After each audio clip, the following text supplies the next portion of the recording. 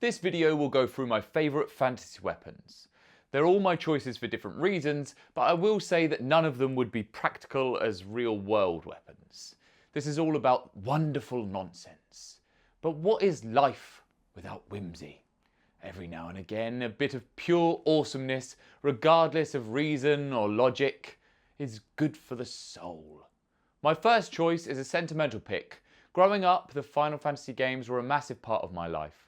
I loved those games, and I remember as a kid trading in most of my game library on the worst trade-in deal of all time just to get my hands on Final Fantasy IX. This choice probably isn't the most iconic sword from the series.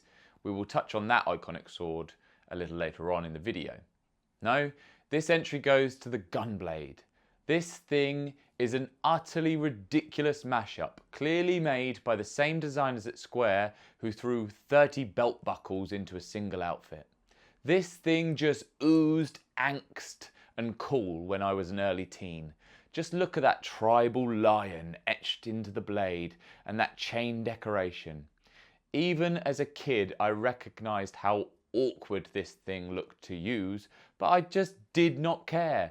I spent most of my time assuming that the point of the blade had the opening to a barrel that fired projectiles, but realised much later that when you fire a gun blade on the point of impact, the combustion of the shell makes the blade sort of vibrate.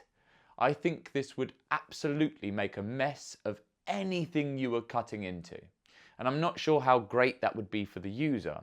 Swords getting stuck in people who are badly hurt but still alive is not ideal, and adding any kind of dramatic interference to a blade's alignment when slicing through organic matter may cause more mess but increase the chances of the blade not making a clean break. That could be bad if the person being cut into is still armed and looking to take some revenge for their recently acquired mortal wound. Nonetheless, this thing earns a spot based solely on its insane design, taking precedent entirely over practicality. The second spot on this list goes to my favourite amongst the laser sword genre. I am of course a fan of lightsabers, and before anyone corrects me on them in fact being plasma and not lasers, I don't care.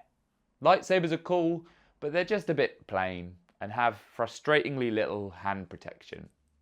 Even Kylo Ren's crossguard saber just confuses me. Maybe there's some hand-waving reason it doesn't get broken off the minute the emitter gets struck, but it just looks odd to me. A special mention has to go to the Bloody Mary beam katana from No More Heroes game series. I like the rougher look of this kind of tech, the way the blade has an emitter and the receiver that retracts out to limit the laser to an appropriate length.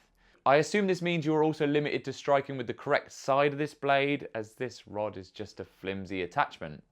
Also, you've got to love the extra spike popped on the top for any thrusting needs. But the top spot amongst laser weapons for me goes to the energy sword from Halo.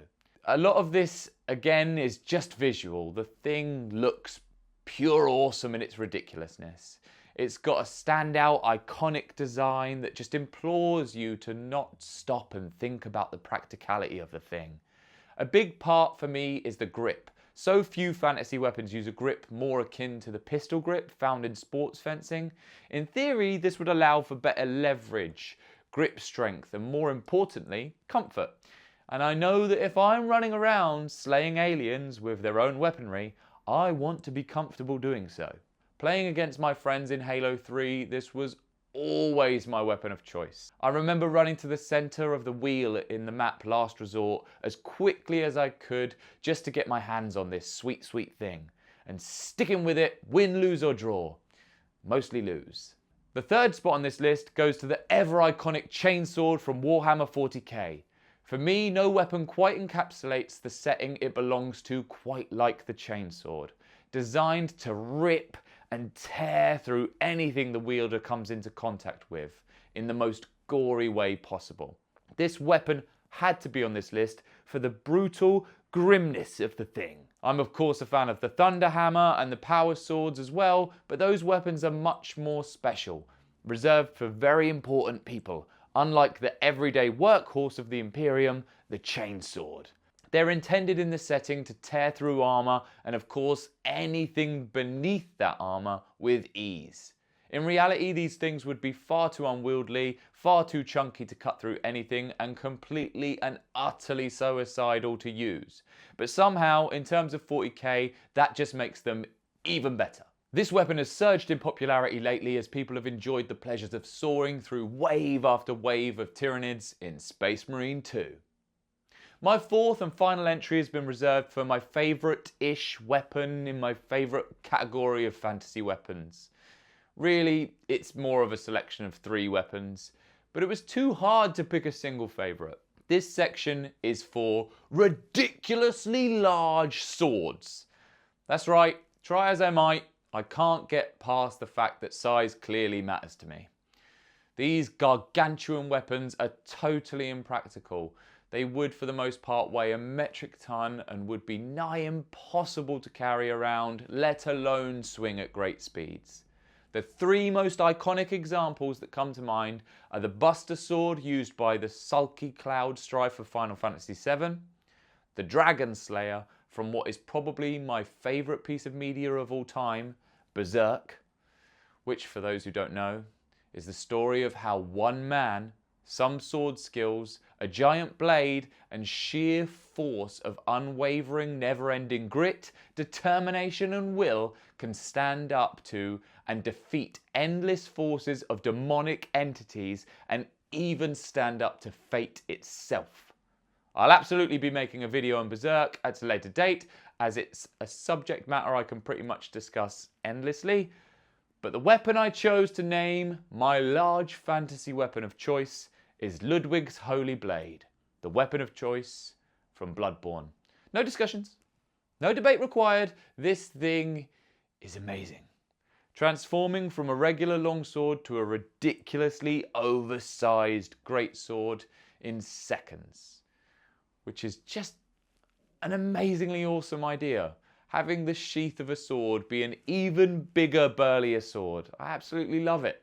The thing that makes this one a little more worthy of carrying this section is the fact that this is absolutely a practical, normal weapon. It's just embedded within an absolutely ridiculous one. And that just makes it a marvel of ludicrous design for me. Slaying monsters while switching between the 2 options on the fly was absolute bliss from beginning to end. Also, Sony, while I have you, Bloodborne still exists. Do something with it. It's getting silly now. I'm sure the execs at Sony watch this channel. So those are my favourite fantasy swords, but I'd love to hear about any that you love, or any that I may have missed in the comments below. Thanks so much for watching. Bye!